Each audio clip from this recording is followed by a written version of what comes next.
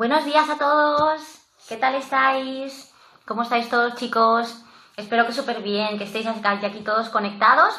Y bueno, hoy empezamos la clase de hoy con el tema 14, el tema que nos habla de la conducción segura, ¿de acuerdo?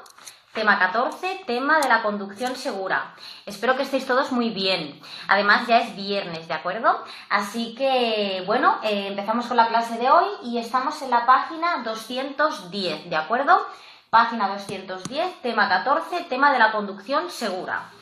Buenos días a todos otra vez y os introduzco un poquito el tema. Nos habla de peligros concretos de la vía. Hablamos de peligros concretos de la vía y nos dice: la conducción no siempre se desarrolla en condiciones óptimas. La carretera tiene curvas, el asfalto no está en buenas condiciones, la visibilidad no es la mejor.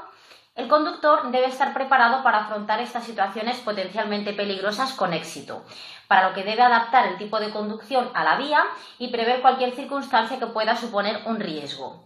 Lo principal es mantener siempre el control del vehículo y evitar cualquier situación que pueda suponer un peligro. Y hablando de peligros concretos de la vía, empezamos hablando de curvas, ¿de acuerdo? Cuando tomamos una curva, se generan dos tipos de fuerza. La que originamos nosotros al girar el volante se llama fuerza centrípeta, ¿de acuerdo? Cuando giramos el volante, originamos la fuerza centrípeta. Y por otro lado se genera otra fuerza, que sería la fuerza centrífuga, que es la que nos llevaría hacia afuera, ¿de acuerdo? La que nos haría irnos rectos en el caso de que, por ejemplo, fuéramos a más velocidad de la adecuada, de la debida en ese momento, en el caso de que la curva sea más cerrada y en el caso de que la masa del vehículo también sea mayor. Por lo tanto, tener en cuenta que los test sobre todo os van a hablar de la fuerza centrífuga, ¿de acuerdo? Y tenemos que saber que la fuerza centrífuga aumentará a medida que mayor sea la velocidad, que menor sea el radio de la curva, es decir, cuanto más pequeño sea el radio de la curva, más fuerza tendrá la fuerza centrífuga, y cuanto mayor sea la masa del vehículo, cuanto mayor peso tenga ese vehículo. Importante, antes de entrar en una curva, ¿qué tenemos que hacer antes de entrar? Nos dice que tenemos que adecuar la velocidad del vehículo y si hace falta poner una marcha más corta. Cuando poníamos una marcha más corta, estábamos utilizando el motor como freno, ¿de acuerdo? Una marcha más corta accionaba el freno motor, ¿de acuerdo? Que actuaba sobre las ruedas motrices. Si es necesario frenar, lo haremos antes de entrar en la curva, importante. Y también muy importante sería ceñirse al máximo al borde derecho de la calzada por si nos cruzáramos con otro vehículo, sobre todo si estamos hablando de curvas de visibilidad reducida. Durante el desarrollo de la curva nos dice que giraremos el volante con suavidad, sin cruzar las manos. Evitaremos movimientos de volante, aceleraciones y frenazos bruscos. Y tenemos que acelerar suave y progresivamente desde el inicio de la curva para recuperar motricidad y ayudar al vehículo a trazar la misma. Y por último, al salir de una curva, ¿de acuerdo? Al salir de una curva, giraremos con suavidad el volante para enderezar la dirección y aumentaremos progresivamente la velocidad adaptándola al nuevo trazado. Y ahora vamos a hablar, que también tenéis preguntas acerca de esto, vamos a hablar de los derrapes, ¿de acuerdo? Tener en cuenta que en caso de derrape no se frenaba y os recuerdo que tampoco se frenaba en caso de reventón de una rueda o en caso de aquaplaning, que lo veremos más adelante. Si nos preguntan en algún test si en caso de derrape se frena, contestaremos que no. En caso de reventón de una rueda también contestaremos que no y en caso de aquaplaning también contestaremos que no se frena. Bien, el derrape se puede producir de las ruedas delanteras o de las ruedas traseras de nuestro vehículo. Si el derrape se produce de las ruedas delanteras, tenemos que girar el volante hacia el lado contrario que se ha producido el derrape, ¿de acuerdo? Esto en el caso de que el derrape se produzca del eje delantero, de las ruedas delanteras. Y si el derrape se produce de las ruedas traseras, giraremos el volante hacia el mismo lado que se ha producido el derrape. Y en ambos casos no se frena. Bien, ahora vamos a pasar a hablar de los tramos en obras, que también serían peligros que nos podemos encontrar en la vía. Nos dice, las obras en la carretera interfieren el desarrollo normal de la circulación y por ello representan un peligro. Además, en estas zonas la calzada puede estar sucia debido a la gravilla o al barro o a cualquier otro elemento que al interponerse entre el pavimento y el neumático hace que la adherencia disminuya, lo que provoca un aumento de la distancia de frenado. Bien, importante, en los tramos en obras tanto podríamos encontrarnos señalización circunstancial de obras como personal de obras o material de obras. Por lo tanto, ya sabéis que las señales de obras van con un fondo de color amarillo, ¿de acuerdo? Tienen fondo de color amarillo, esas señales verticales, y que las marcas viales del suelo también serían de color amarillo. Recordad que las señales de obras tienen el mismo significado cuando no hay obras, que también es una pregunta de test, ¿de acuerdo? Aquí, por ejemplo, os enseño una señal que nos indica peligro por estrechamiento y al tener el fondo en amarillo nos indica peligro por estrechamiento por obras. Pero si le quitamos el fondo amarillo, la señal seguiría significando lo mismo, nos estaría indicando peligro por estrechamiento. Tener en cuenta también, que ya lo sabéis, que a veces el personal de obras se encarga de regular el tráfico. En ese caso tendríamos que obedecerlos igual que si fueran agentes, que ya lo sabéis. Bien, nos dice, las obras en la vía pueden representar un peligro para la circulación. Al modificar su normal desarrollo, deben estar señalizadas y balizadas con el fin de conseguir una mayor seguridad para los usuarios y proteger a los trabajadores de las obras. Bien, como hemos dicho, tienen fondo amarillo, las señales verticales y las marcas viales o señales horizontales también son de color amarillo si nos preguntan. Nos dice que para delimitar las obras se pueden además utilizar los siguientes elementos de balizamiento, como por ejemplo, podrían ser reflectantes, como paneles direccionales, conos, balizas, captafaros, también podrían ser luminosos, como luces rojas o amarillas intermitentes o no, y de defensa, barreras rígidas portátiles o barreras metálicas. Toda esta señalización circunstancial que nos encontramos en los tramos en obras. Recordad con esta señal, que también es frecuente que la pregunten, con esta señal me indica peligro por proyección de gravilla, en este caso por obras, al tener el fondo de color amarillo. Con esta señal teníamos que moderar la velocidad y aumentar la distancia de seguridad, ya que una piedra, si nos salta a gran velocidad, podría rompernos un cristal, ¿de acuerdo? Podría rompernos el parabrisas. Y ahora pasamos a hablar de la conducción nocturna. Y nos dice, la conducción nocturna requiere adoptar una serie de precauciones específicas, debiendo estar tanto los elementos transparentes del vehículo como los dispositivos de alumbrado y señalización óptica limpios y en perfecto estado, para ver y poder ser vistos por los demás usuarios. Acordaros que la finalidad del alumbrado era ver y ser vistos. Tenemos que tener en cuenta, tenemos que tener precaución al pasar de una vía bien iluminada a una vía que esté oscura, ¿de acuerdo? Como por ejemplo al entrar en un túnel, ¿de acuerdo? Porque la vista tarda unos segundos en adaptarse a estos cambios de luz, así que tener cuidado ante los cambios repentinos de iluminación. Y tener mucho cuidado cuando la vía es insuficientemente iluminada ante la posible presencia de encontrarnos con peatones, animales, tracción animal, ciclos y ciclomotores. Todo esto de noche cuando la vía es insuficientemente iluminada. Bien, y por otro lado nos dice, en la conducción nocturna todo conductor está obligado a adecuar la velocidad de su vehículo a su campo de visión, respetando los límites de velocidad establecidos de manera que pueda detenerlo, el vehículo, dentro de los límites del espacio iluminado. Esto también sería pregunta y respuesta de test. Si circulamos de noche, tenemos que circular a una velocidad que nos permita detener nuestro vehículo dentro de los límites del espacio iluminado, dentro del espacio iluminado que me ofrece la luz de mi propio vehículo. Además, tener en cuenta que por norma circulamos con el alumbrado de posición y corto alcance. Y el corto alcance, como su propio nombre indica, nos alumbra una distancia corta por delante de nuestro vehículo. Por lo tanto, si circulamos de noche, tenemos que circular a una velocidad adecuada que nos permita detener nuestro vehículo dentro de los límites de nuestro espacio iluminado. Y bueno, si circulamos de noche, tenemos el riesgo de deslumbramiento. Esto ocurriría en el caso de que circuláramos con el alumbrado de largo alcance, ¿sí? Si nos cruzamos con otro vehículo, existe peligro de deslumbramiento. En ese caso, acordaros que había que moderar la velocidad, llegando incluso a detenerse. Por un lado tenemos el deslumbramiento directo, que sería el que hemos comentado, al cruzarnos con otro vehículo.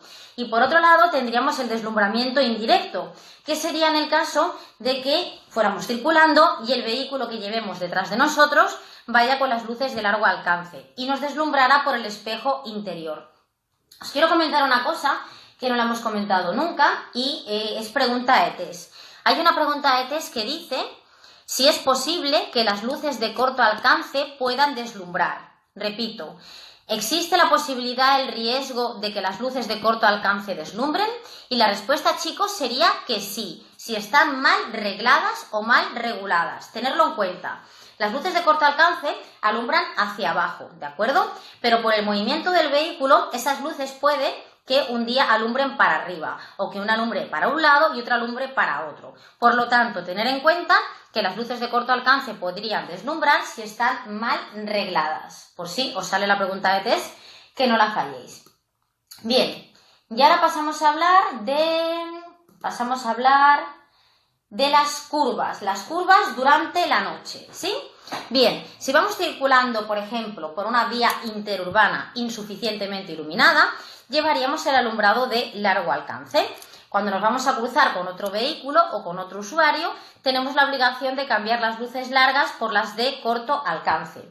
Pero si esto sucede en una curva, hay un vehículo que tiene que ser el primero en sustituir la luz de largo por la de corto. Y es el que toma la curva por el interior o el que toma la curva por la derecha, ¿de acuerdo? Respuesta de test. El que toma la curva hacia la derecha o por el interior tiene que ser el primer vehículo en sustituir la luz de largo por la de corto, porque sería el primer vehículo que deslumbraría. Así que esto, tenerlo en cuenta. Bien, y ahora pasamos a hablar de la conducción en lluvia, que como sabéis también hay muchas preguntas acerca de la lluvia. Y nos dice que la lluvia, dependiendo de su intensidad, disminuye la adherencia y dificulta la visibilidad, ¿de acuerdo? Esto ya lo sabemos. Dificulta la adherencia y dificulta la visibilidad. Y una pregunta también muy frecuente acerca de la lluvia es que ¿cuándo es más deslizante la calzada? Con lluvia, ¿cuándo es más deslizante la calzada? Y la respuesta de test sería cuando caen las primeras gotas de agua tras un largo periodo de tiempo sin haber llovido, ¿de acuerdo? Por lo tanto, ¿cuándo es más deslizante la calzada con lluvia? Respuesta de test, cuando caen las primeras gotas de agua tras un largo periodo de tiempo sin haber llovido. Nos dice que el agua mezclada con el polvo, la grasa y demás suciedad en la calzada forman un barrillo que hace que el firme esté sumamente deslizante. Hasta que el pavimento quede lavado, se tienen que extremar las precauciones. Por lo tanto, la suciedad que esté en el asfalto, en la calzada, en ese firme, cuando caen las primeras gotas de agua, se empieza a reblandecer. Por lo tanto, la calzada es más deslizante con lluvia cuando caen las primeras gotas de agua. Y ahora pasamos a hablar del aquaplaning, ¿sí? Que ya sabéis lo que es. El aquaplaning es un fenómeno que se produce cuando se interpone una película de agua entre el neumático y la calzada, ¿de acuerdo? Se interpone una película de agua. Por lo tanto, el neumático no está cogiendo adherencia. El neumático no estaría pegado al suelo, sino que estaría en medio de esa película de agua.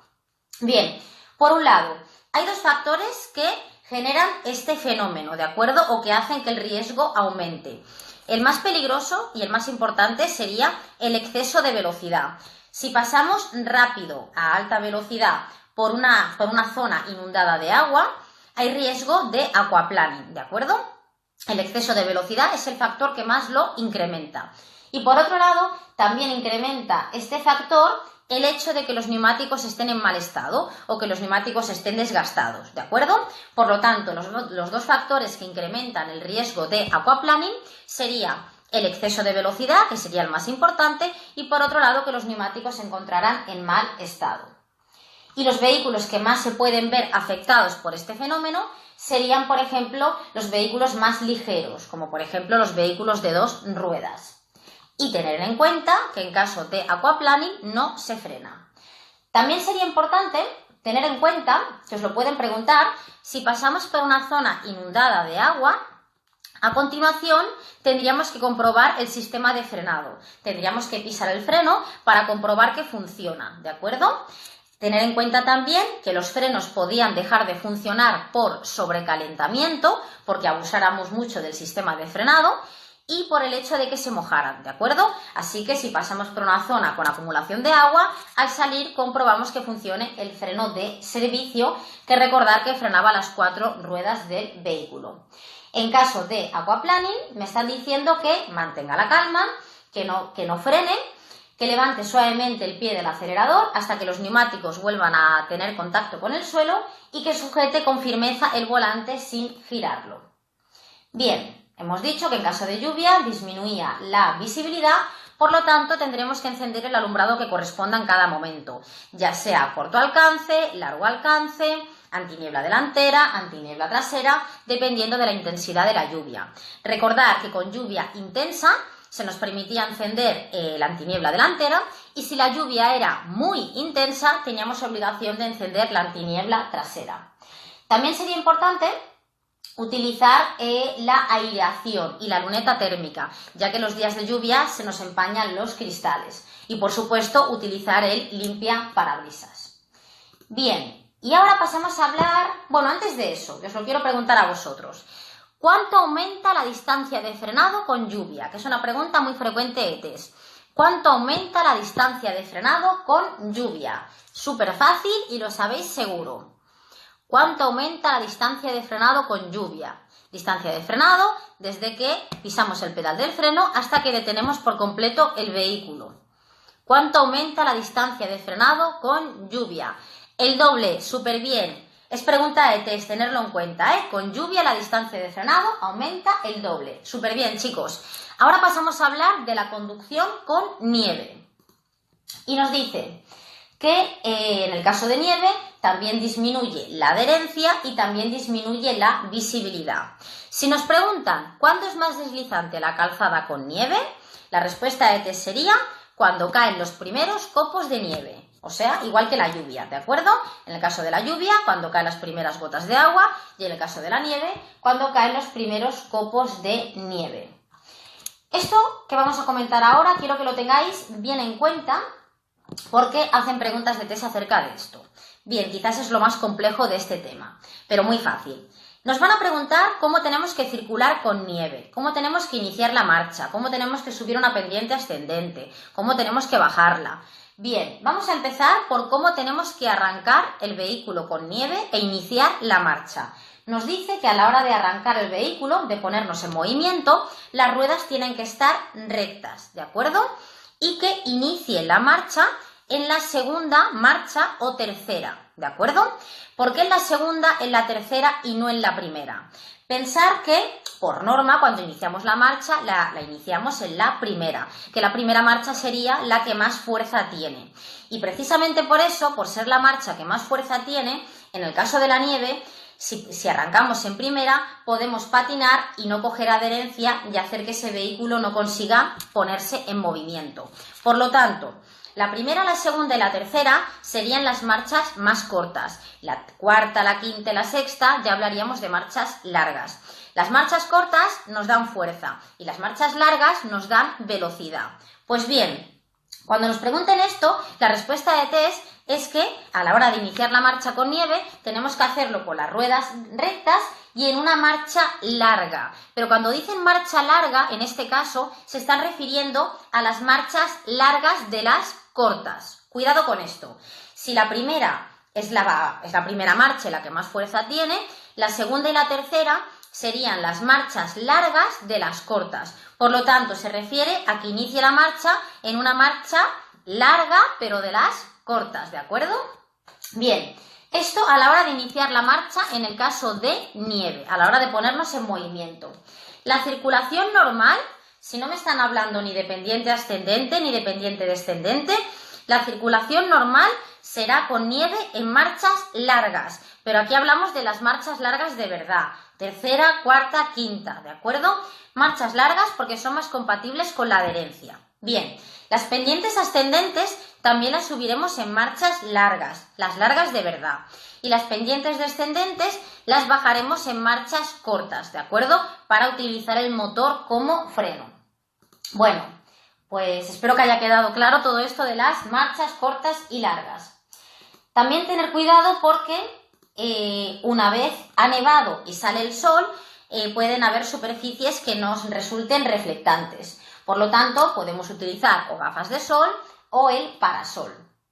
Si tenemos los cristales cubiertos de nieve, y luego veremos más adelante que en el caso del hielo sería igual, si nos comentan alguna pregunta de test que tenemos los cristales cubiertos de nieve o de hielo, tenemos que limpiarlos todos antes de iniciar la marcha. No bastaría con el parabrisas, ¿de acuerdo? Habría que limpiarlos absolutamente todos antes de iniciar la marcha. Bien, y ahora pasamos a hablar del uso de cadenas. Como ya sabéis, las cadenas se colocan en las ruedas. A ver quién me contesta. Las cadenas se colocan en las ruedas. A ver, ¿en qué ruedas se colocan las cadenas? Que no lo sé, se me ha olvidado. A ver, las cadenas se colocan en las ruedas. Venga, va.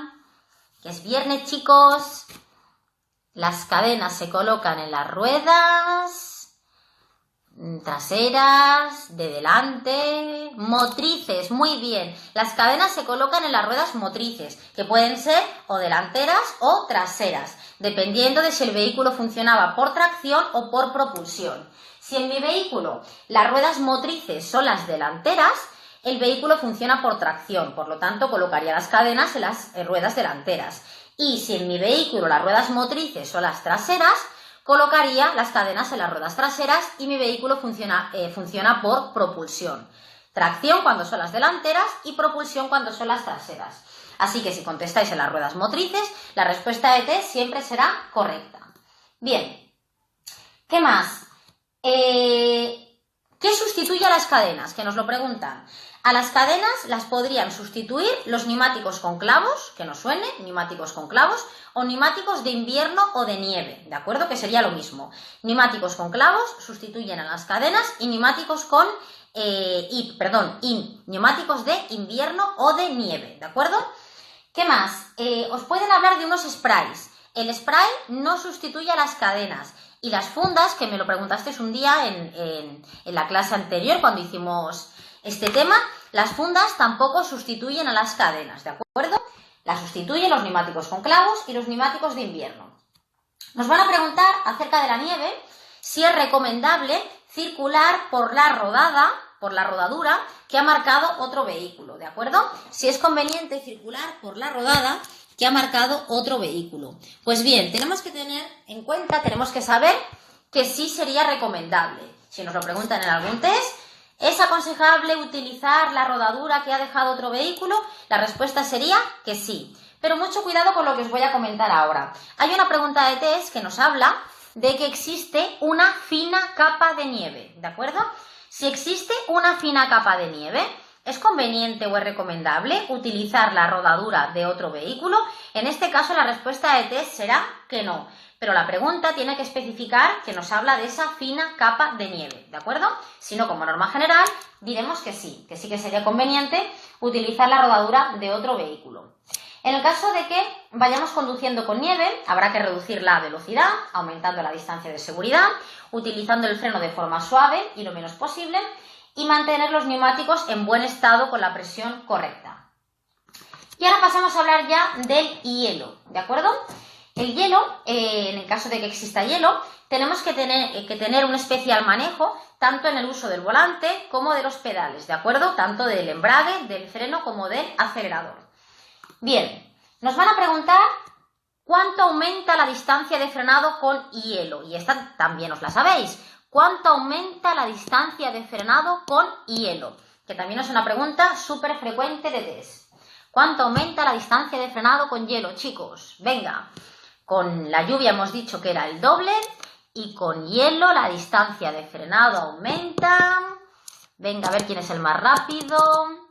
La distancia de frenado, muy bien, aumenta 10 veces más de lo normal, chicos, súper bien. No confundáis una cosa con la otra, ¿de acuerdo? Bien, ¿cómo podemos prever que hay hielo? Claro, ¿cómo podemos prever? Pues bien, sobre todo cuando existen bajas temperaturas, en invierno, por la noche y a primeras horas de la mañana, ¿de acuerdo? Que es cuando las temperaturas han sido más bajas. En zonas húmedas, sombrías, orientadas al norte, puentes, pasos elevados y bajo ellos, badenes, cuando notemos la dirección floja o cuando nos lo indique una de estas dos señales que tenemos aquí.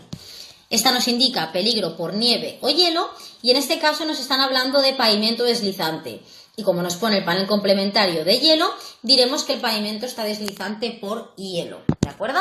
Así podemos prever la existencia de hielo.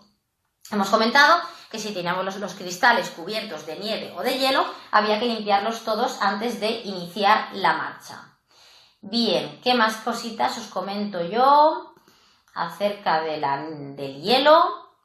Bueno, utilizaríamos los mismos remedios que en el caso de la nieve. Utilizaríamos cadenas, las colocaríamos en las ruedas motrices y las podríamos sustituir, como hemos dicho, por neumáticos con clavos o neumáticos de invierno. Y ahora rápidamente, vamos a hablar de la conducción con niebla. Nos dice que la niebla provoca pérdida de visibilidad y de adherencia, por lo que es necesario utilizar el alumbrado que más convenga, mantener el habitáculo bien ventilado y adaptar la velocidad y aumentar la distancia de seguridad. Al fin y al cabo, la niebla también sería humedad, ¿de acuerdo? Por lo tanto, tanto dificulta la visibilidad como la adherencia. Hay que prestar atención a las marcas viales y señales de balizamiento, evitar los adelantamientos si no existe suficiente visibilidad. Acordaros que era una maniobra el adelantamiento, que si no existía suficiente visibilidad estaba prohibido realizarla, como el cambio de sentido y girar a la izquierda. Bien, y bueno, utilizaremos el alumbrado que corresponda en cada momento. Recordad que con niebla o con niebla ligera utilizaríamos la antiniebla delantera. Y si me decía que la niebla era espesa, ¿de acuerdo? Con niebla espesa utilizaríamos la luz antiniebla trasera de nuestro vehículo. Y ahora pasamos a hablar de las nubes de polvo o de humo. Nubes de polvo o de humo. Dice que las nubes de polvo o de humo pueden representar un gran peligro por la pérdida de visibilidad y por encontrarse de forma inesperada y repentina cuando se circula con la confianza de tener buena visibilidad. Es decir, lo que tiene de extraordinario o de peligroso la nube de polvo o de humo es que te la encuentras de repente. Ahí estaría el peligro. Por lo tanto, tomaríamos las mismas precauciones que si conducimos con niebla. Vamos a hablar ahora del viento lateral. El viento es peligroso, especialmente peligroso, cuando es lateral o transversal. Y sobre todo, notaremos más las sensaciones del viento si adelantamos a un vehículo voluminoso. El efecto que se crea cuando adelantamos a un vehículo voluminoso es que nos sentimos absorbidos por ese vehículo. Se crea un fenómeno y es que sentimos que nos absorbe el vehículo voluminoso. Por lo tanto, lo que tendríamos que hacer en ese momento sería agarrar el volante con firmeza y girarlo en sentido contrario al del viento.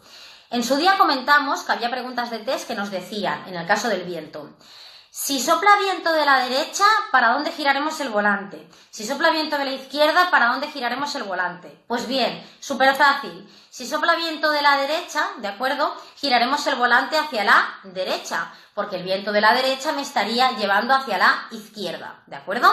Si sopla viento de la izquierda, giraremos el volante también hacia la izquierda. Y si la pregunta no especifica, diremos que giraremos el volante en sentido contrario al del viento. En caso de viento, habrá que disminuir la velocidad, poner una marcha más corta si es necesario, mantener la trayectoria tirando del volante contra el viento y prever posibles desprendimientos de árboles, ramas. Esta es la señal que nos informa del peligro de fuerte viento en dirección transversal y por otro lado también tenemos que, aparece por aquí, la manga, esta que se infla, con el viento y también nos indica la dirección del viento. Y por último vamos a pasar a hablar del sol, ¿de acuerdo? El sol también sería un peligro en la vía. Dice, el sol puede llegar a deslumbrar si sus rayos inciden directamente o después de reflejarse en superficies brillantes o húmedas sobre los ojos del conductor. Por lo tanto, para protegernos del sol, pues contaríamos también con el parasol y las gafas de sol. Tener en cuenta que las gafas de sol de noche y en túneles estarían prohibidas, ¿de acuerdo? De noche y en túneles estarían prohibidas. Y por último, que ya voy pasada de tiempo, vamos a hablar de el calor. El calor que también sería un factor de riesgo. Bien, ¿qué os digo? Os digo que el vehículo, el habitáculo, tendríamos que mantenerlo en una temperatura agradable. Por ejemplo, entre unos 20 y 23 grados, ¿de acuerdo? Es preferible llevar el aire acondicionado encendido que las ventanillas bajadas. Esto lo veremos más adelante. El aire acondicionado aumenta el consumo, pero es preferible llevarlo puesto, ¿de acuerdo? Aire acondicionado o el climatizador, que llevar las ventanillas bajadas. Y si nos preguntan entre qué grados tenemos que llevar el aire acondicionado o el climatizador, unos 20-23, algo agradable. Bien, el calor aumenta el tiempo de reacción, se cometen más errores, aumentaría la fatiga, el sueño y las distracciones aparecen con mayor facilidad y puede aumentar la hostilidad y la agresividad hacia los demás conductores. Este calor que se nos viene ya ahora, chicos. Bien, pues hemos terminado resumen express del tema 14, tema de conducción segura. ¿Qué os digo? Pues nada, os digo que nos vamos a ver aquí el lunes, como cada día a las 12, puntuales, con el tema 15, que habla de la mecánica y mantenimiento. Tema que tampoco os podéis perder, ¿de acuerdo? Repasaremos la batería, el sistema de lubricación, el sistema de refrigeración, hablaremos también un poquito de los neumáticos. Bien, pues nada, chicos, os deseo un súper buen fin de semana. Pero sin antes deciros que tenemos que hacer los deberes, ¿de acuerdo? Tenéis que hacer muchos test. Recordad que si tenéis cualquier duda nos la podéis hacer llegar y el lunes la resolvemos todas, ¿de acuerdo? Si alguno quiere recuperar también la clase, que sepáis que las tenéis tanto en Instagram, YouTube como Facebook. Pues bien, chicos, un besazo enorme y feliz fin de semana. Que vaya muy bien. ¡Adiós!